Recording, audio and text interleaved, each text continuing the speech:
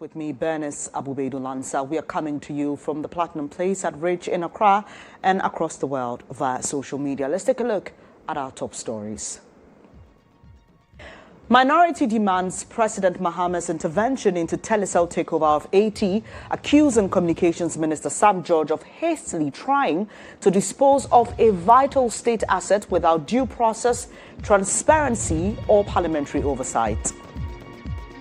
GHOne office has put the industry in a jeopardy and has particularly diminished the value of the only wholly Ghanaian-owned telecommunication company. Also, NPP presidential aspirant Dr. Brian Champong proposes 90-day suspension of all mining activities across the country to deal with galamsey. You cannot stop or repair the tie or the track of a moving train as fast as it is speeding. We need to agree. Also, DVLA suspends all activities, including enforcement of fines on the country's roads by its compliance team effective today, citing a decision for further stakeholder engagement. And in business, IFS proposes creation of rice production board to boost local cultivation and create sustainable jobs in the rice value chain. Elsewhere, President Ruto hails Raila Odinga as a beacon of courage and father of Kenya's democracy as he declares 7 days of mourning for the country's former prime minister who died at 80.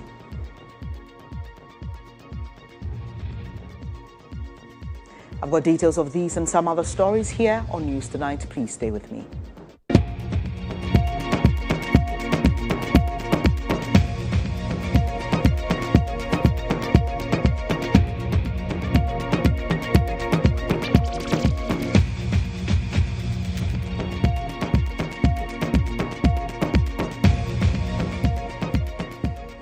Thanks for your company once again. The details now. The Driver and Vehicle Licensing Authority, the DVLA, has suspended all activities by its compliance team effective today. The suspension, which affects the enforcement of fines on the country's roads, follows extensive consultations and feedback from the public. The compliance exercise was initially intensified to ensure that drivers and vehicles meet all legal requirements to operate on Ghana's roads. According to the authority, the decision will allow for further stakeholder engagement before the exercise is reintroduced. The DVLA, however, clarified in a statement the suspension only affects the enforcement of fines and not the legal obligations for drivers and vehicles to remain compliant with the country's road and safety regulations.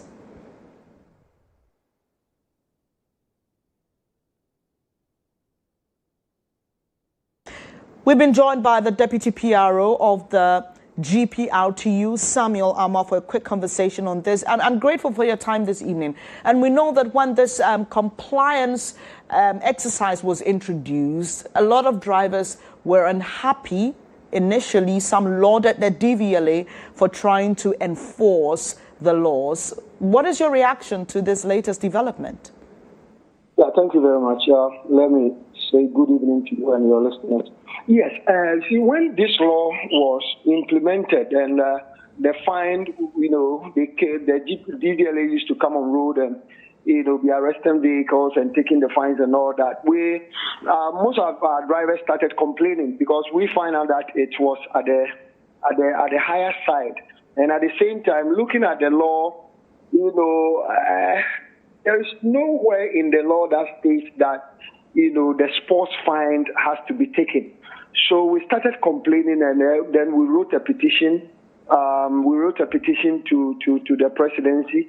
We also copy the DVLA. So the decision that we took was that if nothing is being done about it, then it means that we are going to demonstrate against it. So this time around that they have suspended it, I think it's something that we were, waiting for them to do, because we think that, those charges, 225 cedis an offense is at the higher side. So this time around that we have suspended it, I think is good for us. Do I glean from what you're saying that you believe that your petition is what has resulted in this decision by the DVLA?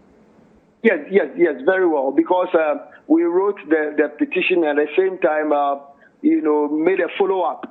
So we think that is exactly what we were looking forward to see. The DVLA, though, hints of a reintroduction. What are you expecting before such a decision to reintroduce is ever taken? Well, we think that, whenever a law has to be implemented, we think that there has to be a stakeholder engagement for us to also share our views, you see. But when these things was implemented, there wasn't anything like stakeholder engagement. So this time around, if they want to implement it, then I think there has to be a stakeholder engagement. We also come in to see where we think is too harsh. We also, give our minds, then we all come together. Because at the end of the day, all that we want to do is for the drivers to comply with the directives on the road. So I think if they want to reintroduce it, then I think there has to be stakeholder engagement. I'm grateful for your time this evening. Samuel Amoah is the Deputy PRO of the GPRTU, and he believes that if this has to be reintroduced, there has to be wider stakeholder engagement. Just as the DVLA itself suggests, we're hoping to have an engagement with a member of the authority. Unfortunately, that has been called off on a rather short notice. You're watching News Tonight. Let's move on to other stories now. And the minority in Parliament is demanding the intervention of President Mahama in the ongoing telecell takeover of AT, formerly Airtel Tigo. They accused the Minister of Communications, Samuel George, of rejecting a $150 million investment bid from Rectron Afritel in favor of what they describe as a less transparent and questionable merger deal.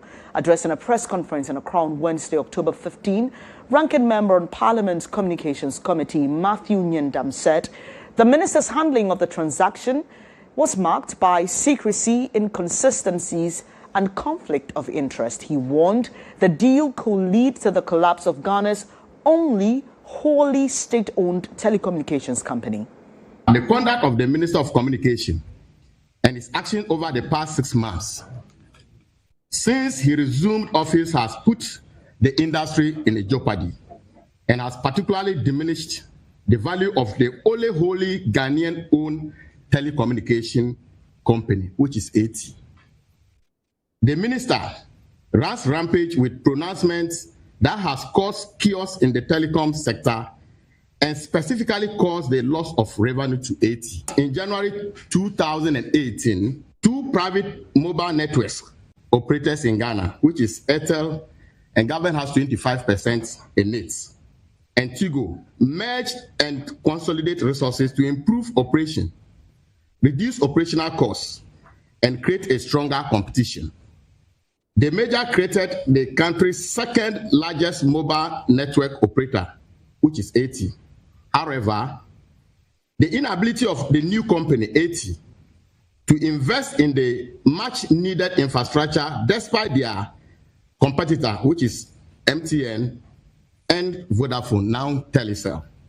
AT could not achieve the goal of the merger as at their operation became unsustainable. The MPP government, under the leadership of Nana Addo Dankwa Akufo-Addo, acutely aware that the decision of AT and the cessation of operation in Ghana will have caused substantial loss of jobs to many Ghanaians at the time that the global economy was in turmoil, entered negotiation and reached agreement with AT in April 2021. We'll get you more reactions to this. Hopefully, the Ministry of Communications will be responding. We've been trying to get a response on this matter, but as of now, the ministry is saying that it is yet to release a statement on that matter. We're waiting earnestly for that, and we'll bring you all those details once we get it from the ministry. Let's now focus on Galamsey for insight.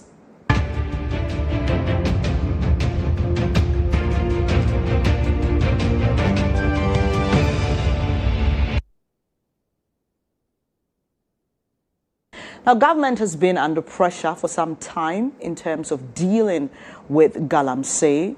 Now, this time, from the New Patriotic Party's presidential aspirant, Dr. Brian Achampong, who is calling on the Mahama-led administration to immediately halt all mining activities in the country for 90 days. His call comes amidst growing pressure from UTAG, from the Ghana Coalition Against Galamsey, and the Ghana Catholic Bishops' Conference, all urging government to take decisive action when it comes to the issue of Galamsey, with some saying that the declaration of a state of emergency is the way to go, while government maintains that existing mechanisms to address the menace have not been fully exhausted. Dr. Brian Achampong believes a temporary nationwide suspension of all mining operations will provide the space needed for a comprehensive restructuring of the sector. Now, he made this call while addressing the media at the end of his campaign tour in the Greater Accra region. Water is being rationed. I'm sure you are aware. You have to buy bread before they sell you a bottle of water. And this is Ghana. I mean, you know that the cause of these challenges, the things that he said about our food systems are being poisoned. There's no security threat bigger than that challenge. And if something is not being done about it, in about 3 years, we will have a challenge that the people who are supposed to be resolving it themselves will be in a hospital. And so we have to avert our mind to it and deal with it now before it becomes a problem that we will not be able to get a hold on. And this challenge goes to government. It's a major problem. The public has to be educated. Look, we have to put a stop to the situation. Galamsey, halt it for 90 days. Stop it. Everybody should stop mining in this country. Regardless of the financial consequences, we have to agree that for the next 90 days, I'm not talking about even a state of emergency. 90 days, rainy season, let's clear our water bodies, let's engage how we go back to mining.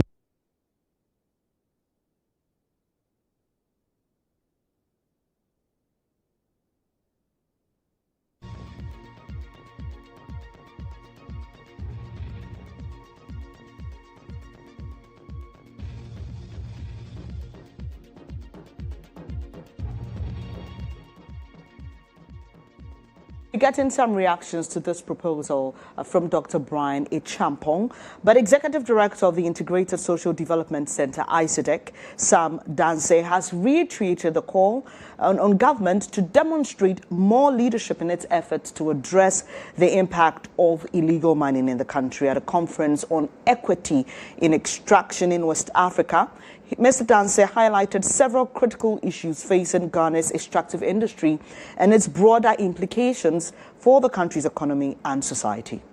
I think for ISODEC, it's not just about a state of emergency. It goes beyond that. There should be practical initiatives by the government and chiefs. Chiefs can actually say, look, I don't want mining in this area, and that ends it. So there's a need for government to work closely with those at the local level who are close to these resources so that they can actually enforce practical solutions. If you take Burkina Faso, for instance, I know it's not about mining. They have banned plastic completely. And what did it take? It took the government to do that. So for us, government actually have a responsibility to work closely with the chiefs to enforce. If they don't enforce, forget it. Because right now, many people are actually aware that the mining sector is feeding the political sector. And if we get thieves, or if we get those who are actually exploiting the mining sector to be in governance, who are dead. Both past governments and current government need to be held to account. Why do we say this? How can someone actually bring in about 150 excavators? He is not a contractor, and yet the excavators are coming to the country and no one actually questioning it.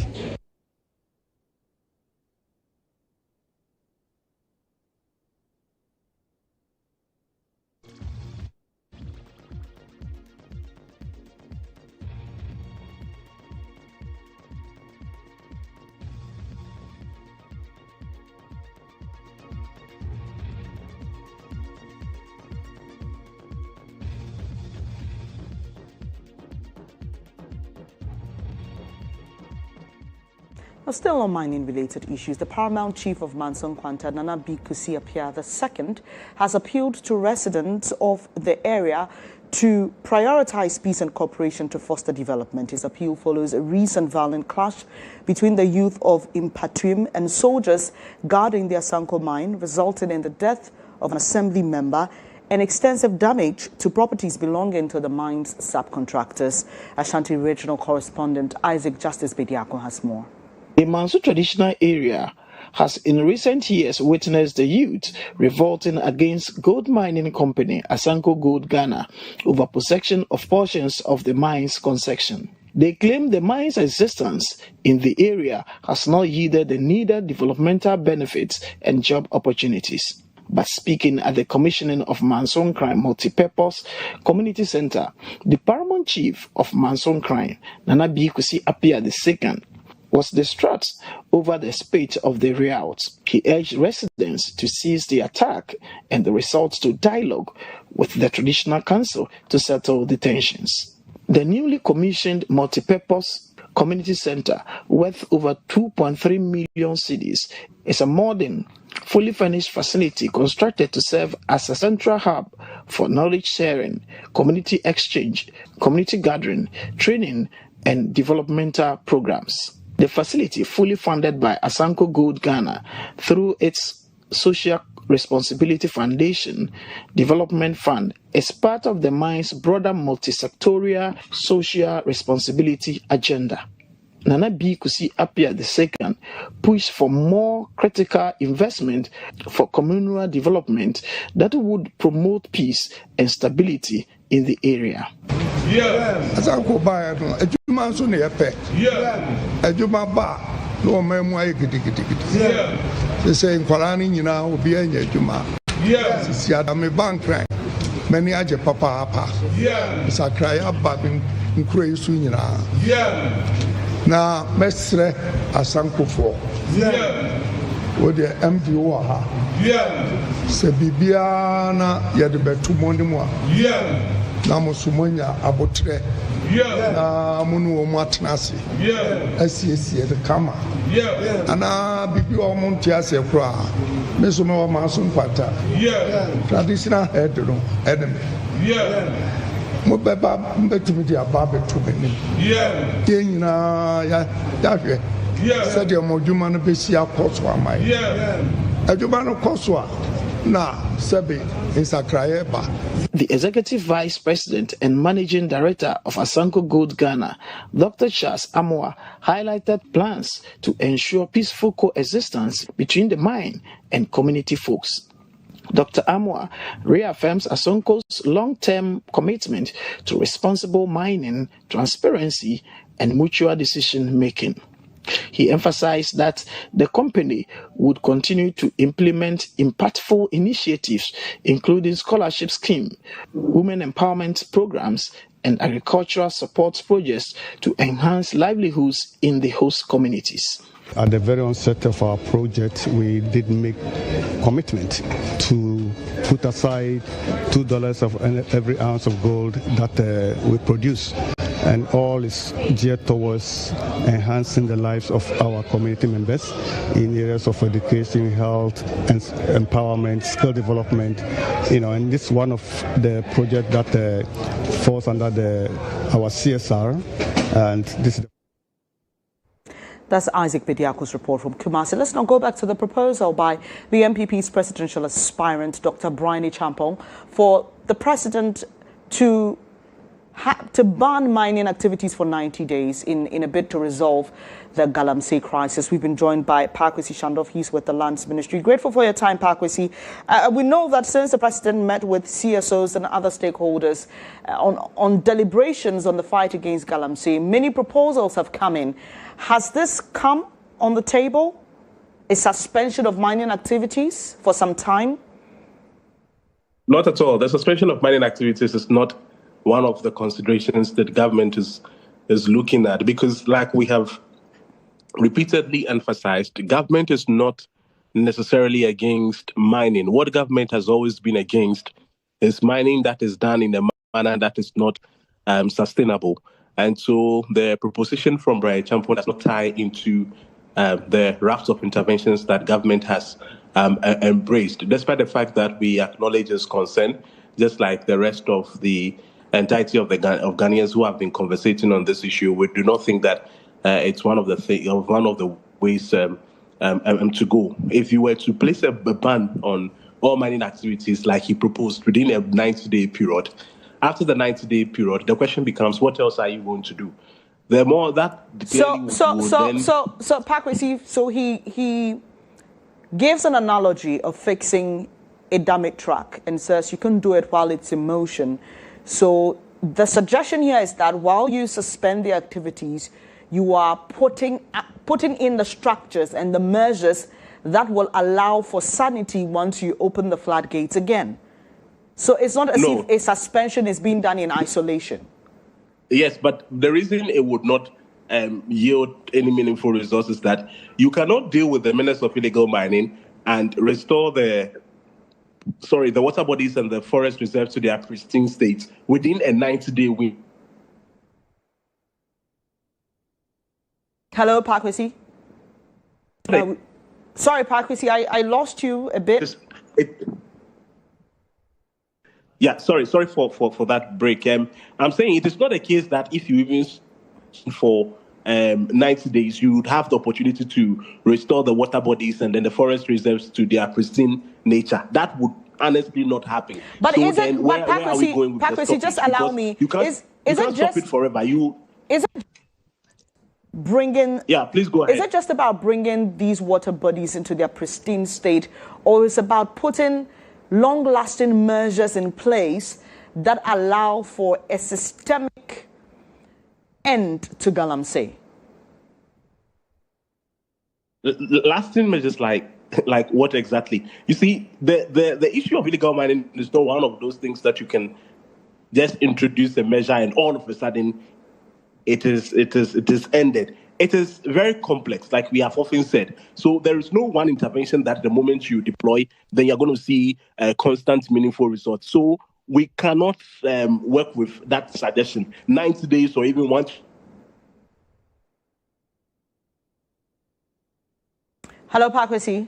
We seem to have lost him there again. I was just about asking if it is more about the period or the principle of suspending mining activities. But we've been joined by Awula Sewa, and she speaks for a pro-environmentalist group, Eco-Conscious Movement, and they have been working really hard within this sector for years. And they met with the president a few weeks back. Awula, I'm grateful that you could join us. We have been here before during the suspension on small-scale mining activities.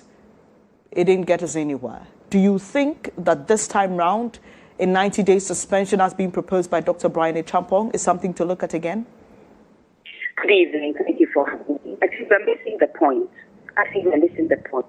What is causing the existential threat is the illegal mining, the irresponsible mining.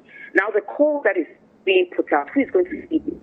We're not facing looming catastrophe from the activities those who are mining legally. The problem is from the illegal miners, what we call the environmental terrorists. So, of course, they're not going to keep this call. So what we need to do is not gimmicks. What we need to do is to have the political will to stamp out illegal mining. We want to stop the mining on our water bodies, which is polluting our water bodies.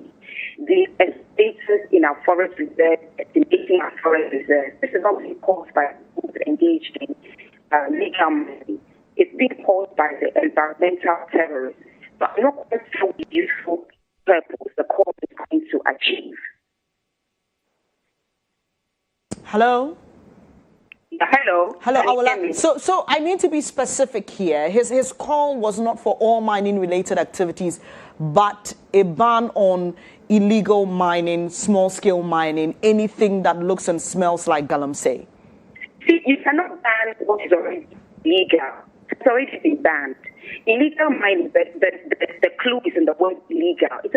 It's already an illegal activity. You don't ban stealing. Stealing is already illegal. Right. What needs to do is happen for law enforcement to deal with the criminals. That is all. So all we're asking for is a targeted state of emergency so we tackle the problem heads on. We deal with the environmental terrorists. We go to the water bodies, remove the environmental terrorists and their equipment, Chanfan. We do the same with the forest reserves, the farmland. So it's not a 90-day solution. We want the illegal mining to stop forever because what is taking place is polluting the environment, poisoning the environment. Are you presupposing then that his suggestion that, look, we are in the rainy season, ban mining activities so that you can have a broader view of what is happening, you can see the extent of damage, you can put in the right structures so that when you resume mining activities, you would have put in place systems that will work to ensure that we don't get back to where we were before. Are you saying that that is not tenable? We've already have rules and regulations. We face the catastrophe because the illegal miners are mining without any regard for laid down rules and regulations. This everywhere. We're not supposed to wash mercury in water bodies. That's what they are doing. It's illegal activity, which needs to be stopped forever. So we're confusing matters. The situation has not been caused by those engaged in legal mining. It's been caused by those engaged in illegal mining. So we need to stop their activities, not just for 90 days, but forever. We cannot, after 90 days, go back to your illegal activities. Right. I'm not sure if the point I'm making is coming out. We need to stop illegal mining. Yes, I'm struggling I'm struggling. Yes, and that is his position as well. He believes that he believes that, at least from what I heard him say, he believes that banning all mining activities will allow you to catch the illegal ones and prevent them from coming back after you put in the structures. I think that when we face a catastrophe, we need to approach the matter with some seriousness. When you go to the water bodies, you don't see any legal miner there. Right. Everybody on your water body is illegal because the law does not permit you to mine on our water bodies. When you go to the forest reserves, you know who are illegal. It's the LI 2462, which is allowing mining in forest reserves. But we're not supposed to have mining in protected forest reserves. Farmland, we're not supposed to have mining there. So the point I'm making is that if you want to tackle this problem, when you put out you say that no mining for 90 days. Very well, the legal miners stopped mining. The illegal miners are still mining. Do you think they're going to heed your call? Of course not. They are only going to heed the call to stop their illegal activities if you have law enforcement deal with them. They know what they're doing is illegal, and they're doing it nevertheless. And so you think that a ban will still... has been going to our forest reserves, going to our water bodies, trying to deal with these illegal miners. So a ban will still give them room to perpetrate that illegality because despite the laws, they're still engaged in the illegality. I don't think you're getting my point. I get your point, Awola. So basically what you're saying is that... something that is illegal. It's already illegal. You don't ban it. It's illegal. You enforce... Awola, I get your point. What you're saying is that they are engaging in an illegality. So they don't even have the privilege. They don't even have the privilege of enjoying a certain ban that will affect those who are doing it legally. You think they don't deserve that, right? It's not a question of deserving. What I'm saying is that we can't afford to be engaging in gimmicks at this stage. We are facing an existential threat. We know where the threat is coming from. It's coming from the environmental terrorists. So let's deal with them. Okay. Let's have the political will to deal with them. That's all I'm saying. Point well noted. I'm grateful for your time this evening. Awola Sawa is Executive Director of Eco-Conscious Citizens, sharing her thoughts on the proposal by Dr. Bernice Champong for a 90-day ban on mining activities, and she has been articulating her point, believing that the fight should go directly to the doorstep of those engaged in the illegality and not lumping everybody, including those who are mining legally. You're watching News Tonight. We'll be back with more.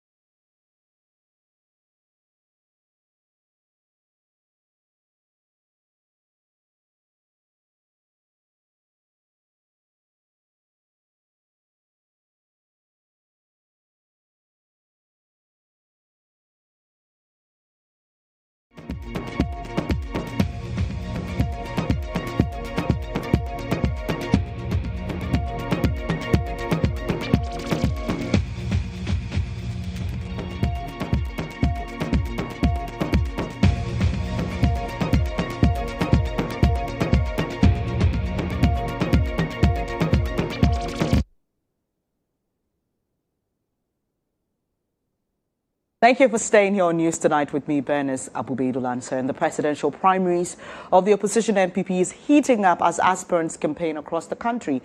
Now, while they do that, their supporters are still taking swipes at each other, with some commentary and debates getting intense and unsavory.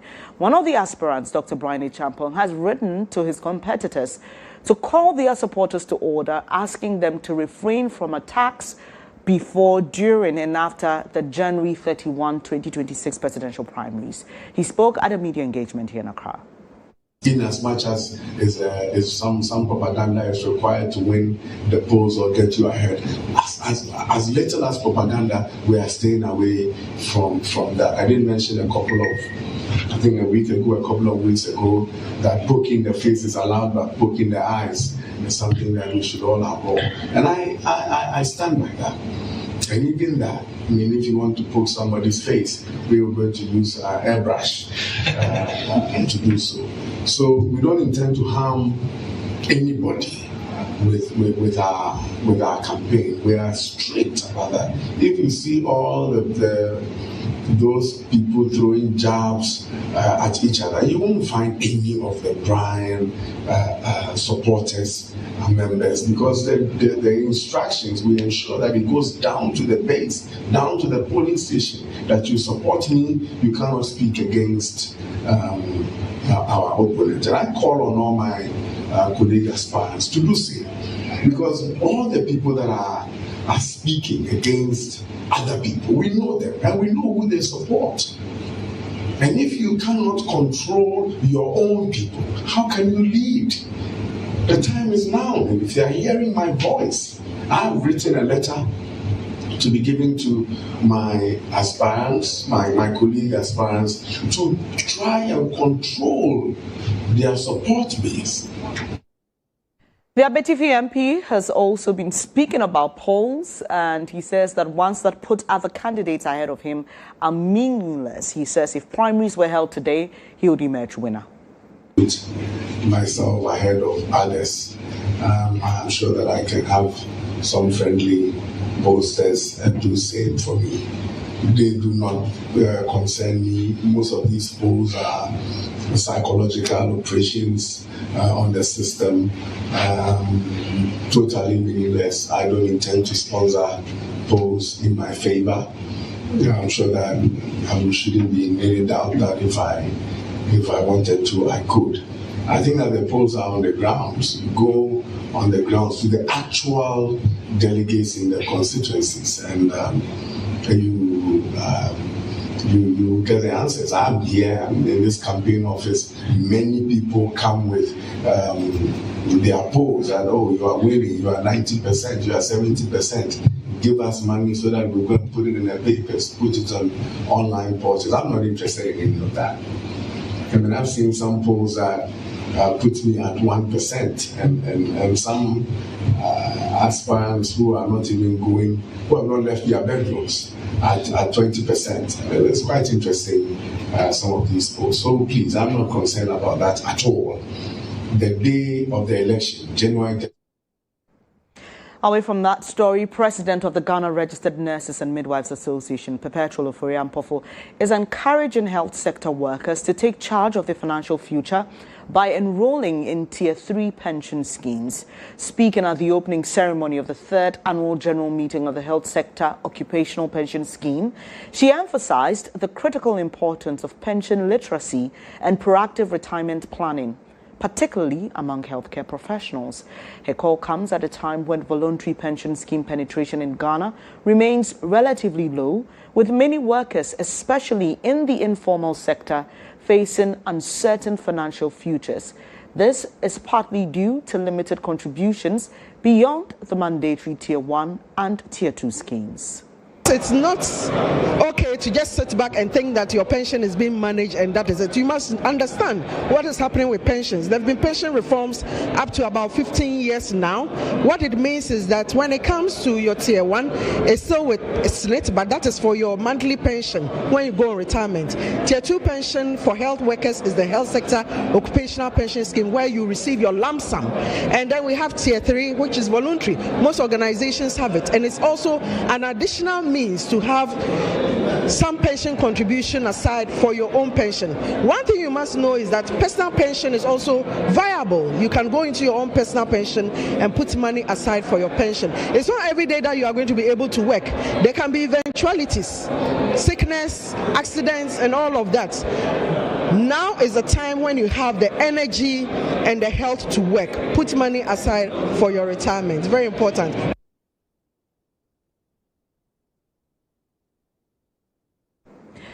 Now, the Health Facilities and Regulatory Agency, HEFRA, has shut down the Kumasi Metropolitan Assembly KMA Clinic and 9 other health facilities in the Ashanti region for operating without valid licenses. The enforcement exercise, which began on Monday, October 13, 2025, forms part of HEFRA's ongoing efforts to ensure compliance with the national health regulations and to safeguard the public. Ashanti Regional Correspondent Isaac Justice Bediako reports. The KMA clinic, in particular, was found to have operated for several years without a valid license, a clear breach of the agency's standards. These closures are necessary to protect the public from potential risks associated with unlicensed medical practice. Christabel Enyam speaks for HEFRA. The only way we know what is happening in that facility is when we license the facility. So once the facility is not licensed, what it means is that we don't know what is going on in the facility. So we have been engaging them. The office has been engaging KMA for quite some time now. And once they are still not licensed, then it means that we would have to close them down. Again, like I said, it's possible they have started the process because I'm told from the Kumasi officials that they have started the process. But considering the time that we've been engaging them up till now, you just starting the process is not enough. There may be a reason why they are still not licensed. So once they are not licensed, then it means that we would have to close them down. So far, 18 health facilities across the region have been closed down since the start of the exercise. Abu-Baidoo, Director for Enforcement and Compliance, says the operation will continue until the facilities in the region are verified and properly licensed. We have been able to visit 20 facilities, and out of that, we've been able to close down 18 of them. The exercise continues unabated. We intend to do more over the coming days. We are just from Greater Accra, we are in Ashanti. Other regions should be in wait for us. We expect that people will do the right thing by making sure that they are using the right personnel, by making sure that they have HEFRA license before they begin their operations, by making sure that whenever their HEFRA licenses expire, they take expeditious steps to have them renewed. And that is the essence of our mandate. HEFRA has urged the public to seek medical care only from certified health institutions and has encouraged unlicensed facilities to regularize their operations to avoid sanctions. Now we are in 9 regions out of 16. We have zonal offices, and with the support of intelligence and all that, we will surely get there. No facility will be left unregulated. So please, we are sounding this note of caution to all health facilities operating in Ghana. It is an offense under Section 23A of our Act to operate a health facility without license. It is also an offense under Section 23B of our Act to operate with an expired license. It is an offense to operate an equipment in an unlicensed facility. So we believe that with all this we have said, health facilities will take expeditious steps, those already in existence, to have their status regularized with the Health Facilities Regulatory Agency, and upcoming facilities should know that you need to secure HEFRA license before you begin operating. Reporting for GHOne News, Isaac Justice Bediako. And here at our studios at the Platinum Place in Accra, Bernice, Abu-Baidoo, Lansah. Is now time for business news. The Business Brief is brought to you by CompuGhana. Passion for technology. Tonight, the Institute for Fiscal Studies, IFS, is proposing the creation of a rice development board to help tackle the persistent challenges in Ghana's local rice production. The recommendation was made at the stakeholder engagement in Accra. Christabel Affle was there, and here's her reporter to you. At the meeting, experts and stakeholders highlighted several obstacles facing local rice production, including high production costs, limited infrastructure, and a growing preference among Ghanaians for imported aromatic rice. The rice sector faces a lot of challenges. For instance, the use of limited fertilizer, the quality of seed we plant is not so good. To ensure that rice grows well, you need irrigation facility because rice is a product that needs a lot of rice, a lot of water. So if the rain fails you, means your rice farm is failing you. So irrigation development is critical for rice plantation. And mechanization is also important to ensure that you have high yield. The Institute emphasized the need for active government participation to revive the struggling sector. It is rice production that is critical. If we're able to produce more in terms of quality and quantity, then you'll be able to substitute for imported rice. But people complain about quality of domestic rice. Okay, it is not land issue. Our land can grow quality rice, but the seed, quality rice seed, is a problem. So we are recommending that the Rice Development Board, takes control. If they have to import, if our researchers can develop the aromatic or the quality rice seed, they have to. Adding to the discussion, the Brazilian ambassador to Ghana, Mariana Madeira, stressed the importance of political will in supporting local rice production. She noted that the cost of producing rice domestically remains higher than imported rice and advocated for a gradual transition to help the industry adjust. If imported rice is still cheaper, why would Malcolm and the other supermarkets buy locally? So this is something that needs to be tackled, and it implies political will, of course, from the government. So I think that there needs to be a push and pressure on that direction. Meanwhile, CEO of the Chamber of Agribusiness Ghana, Anthony Morrison, called for an enabling environment to encourage youth participation in agriculture. When it comes to education, we still have over 70% of our farmers either uneducated and unable to adopt new technologies and also hybrid skills. So in terms of the competitive advantages, we need to look at it. And that's why I agree with you on your conclusion that we need to provide an enabling environment for the youth to go into agriculture. The IFS hopes these recommendations will inspire concrete government action and renewed support for farmers across the rice value chain. That'll be all for business news. Do stay for more stories. The Business Brief was brought to you by CompuGhana, passion for technology.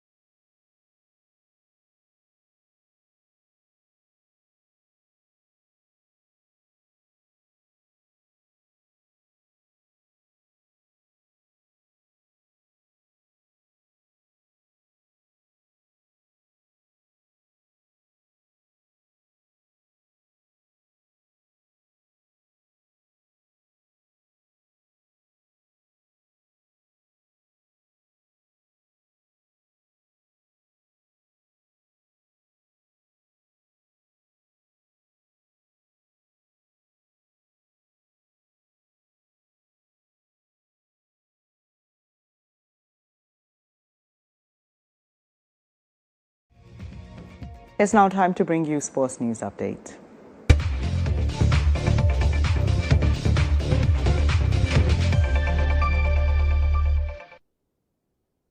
Now, to some exciting news, if you love volleyball, the highly anticipated Super Volleyball Championship will be officially launched tomorrow here in our studios. The event is expected to bring together key stakeholders of the sport, including players, coaches, and officials from the Volleyball Association of Ghana, as well as representatives from corporate sponsors and the media.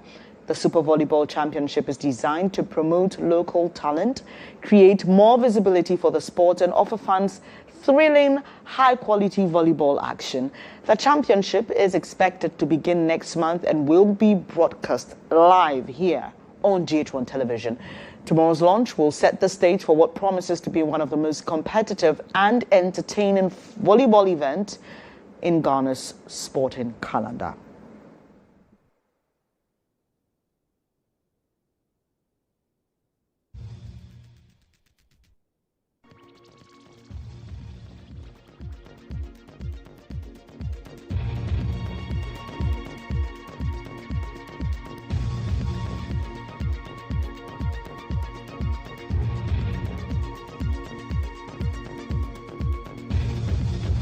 Away from volleyball, the Ghana Football Association earlier today launched the MTN Elite Under-19 Championship at the association's headquarters.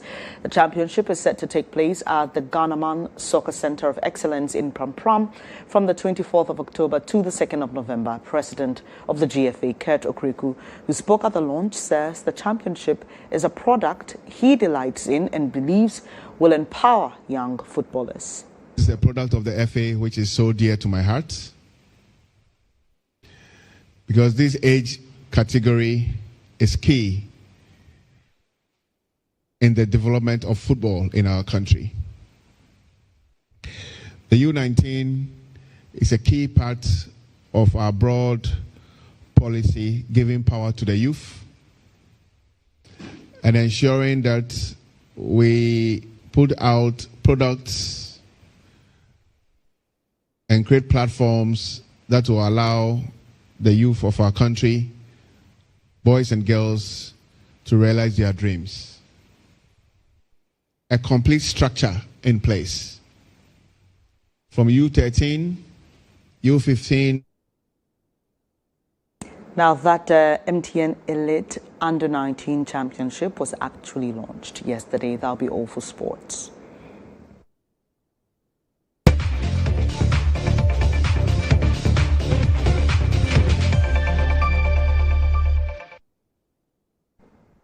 On the international front, President William Ruto has eulogized Raila Odinga as a beacon.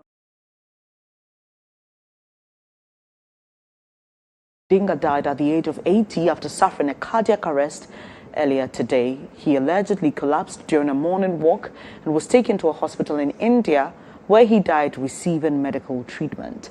The hospital confirmed the cause of the collapse as a cardiac arrest. According to them, all efforts to resuscitate him proved futile, and he was declared dead at 9:52 local time on Wednesday, October 15, 2025. In recent weeks, there's been speculation about his health, although family members and political allies had dismissed reports suggesting he was critically ill. President Ruto has declared a 7-day period of mourning for Odinga, who will be accorded a state funeral with full military honors.